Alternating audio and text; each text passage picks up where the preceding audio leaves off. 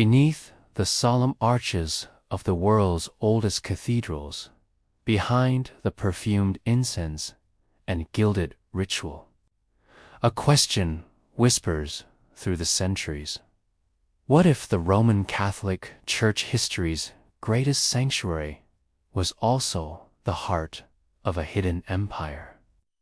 Tonight, we peel back the veils that shielded popes from kings, trace the footsteps of spies through Vatican corridors, and unearth secrets forged in blood and parchment, not prayer alone. Our story begins in the crumbling twilight of ancient Rome, where the eternal city, beset by barbarians and betrayal, left a power vacuum no army could fill.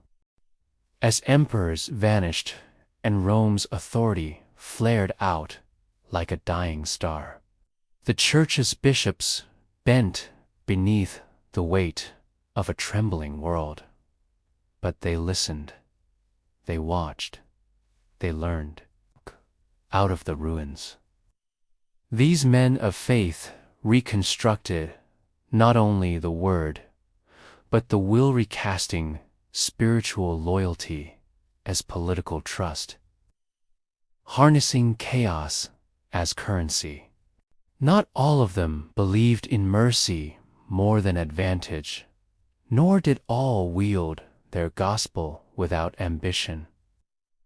In basilicas shadowed by uncertainty, the Church wove itself into the very DNA of the West, inheriting Rome's language, its law, even its bureaucracy. The lines dividing faith and order blurred.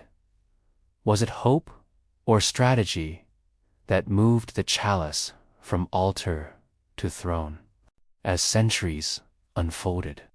The crucible of the Dark Ages became a testing ground for the Church's greatest gamble power, subtle and absolute, hidden in ritual, edict, and dogma. Monks whispered prayers over crumbling manuscripts, copying not just scripture, but secrets of science, philosophy, and political intrigue. Bishops became brokers between warlords and peasants, turning the confessional into a conduit for information, brokering deals behind closed doors. The Gregorian reforms of the 11th century outwardly sought purity, but beneath the surface they were maneuvers, stripping kings of their leverage, placing emperors beneath the Pope's heel. The world saw penitent Henry IV kneel in the snow, but few remembered the diplomatic cables, the ransom negotiations, the spies dispatched from cloister to court. For the first time in a millennium, spiritual power was indistinguishable from the machinery of empire. By the time the Crusader banners unfurled, the Church's hidden hand was everywhere, in the ransom notes sent to Saracen captors, in the coded letters ferried by Templar knights, in the merchant galleys that ostensibly bound for the Holy Land returned with strange cargoes and stranger alliances. The wars for Jerusalem were public, but their motives.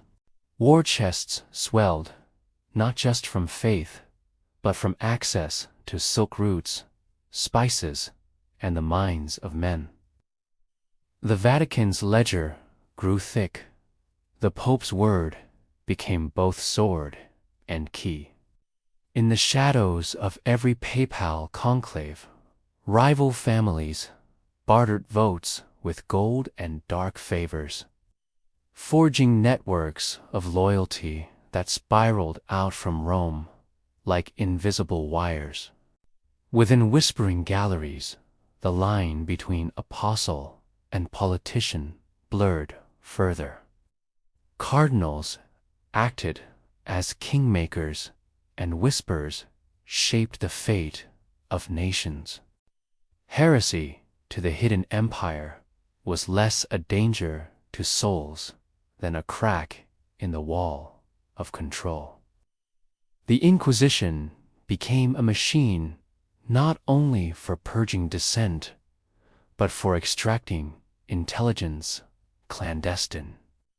Network whose methods included coded confessions, secret informants, and interrogation scripts developed over centuries. Cloisters became strongholds for archives of forbidden texts, secret histories that would never meet the light of day. Yet resistance festered in the margins. Subversive sects trafficked in forbidden scripture.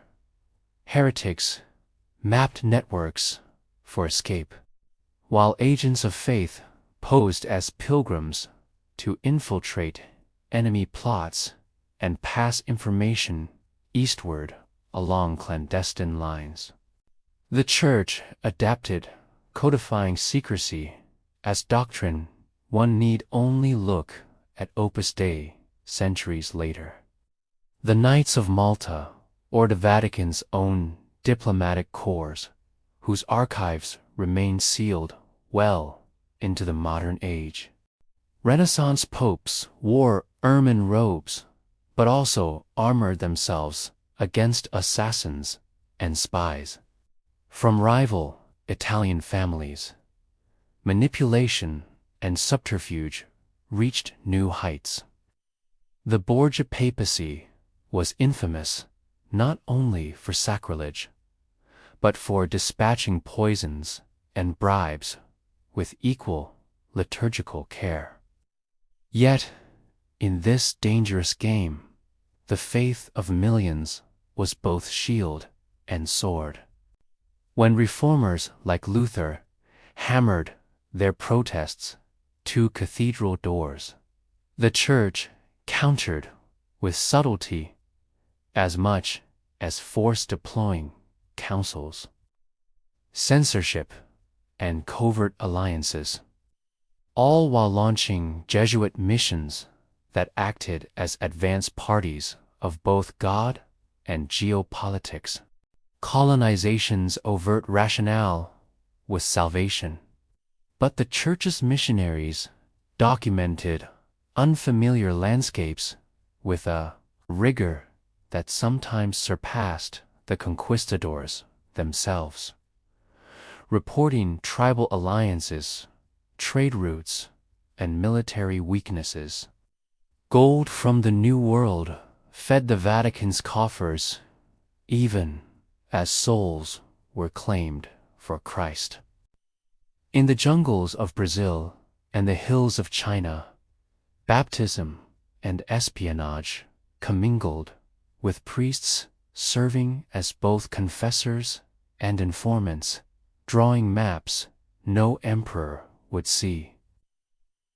Every conversion was a foothold in the world order, soft conquest, disguised as mercy.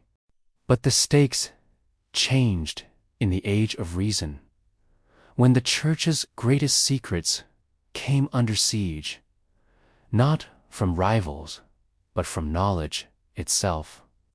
When the telescope and the printing press rendered old conspiracies obsolete but birthed new forms of information warfare, the Vatican responded by curating and controlling archives, redefining what should be seen and what must remain concealed.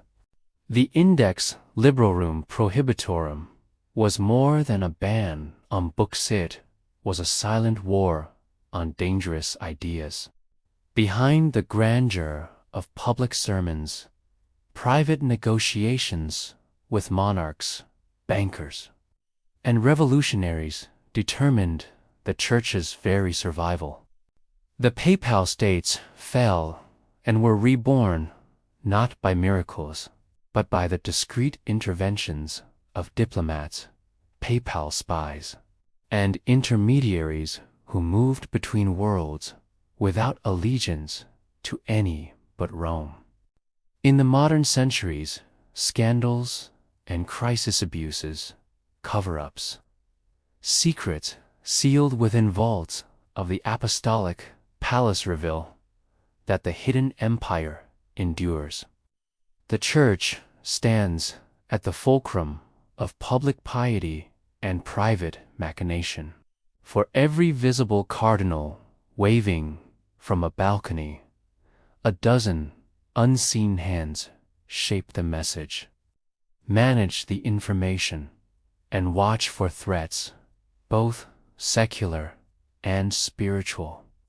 Even now, as faith faces the challenges of transparency and disillusionment, the Church both resists and adapts, knowing that the truest power is not only in what is declared from the pulpit, but what is managed behind the scenes. The hidden history of the Roman Catholic Church is a labyrinth of faith and empire, each corridor branching into new mysteries. Which came first, belief or control? How many revelations await discovery in dusty, locked archives? For centuries, popes and prelates have played, not just for souls, but for survival.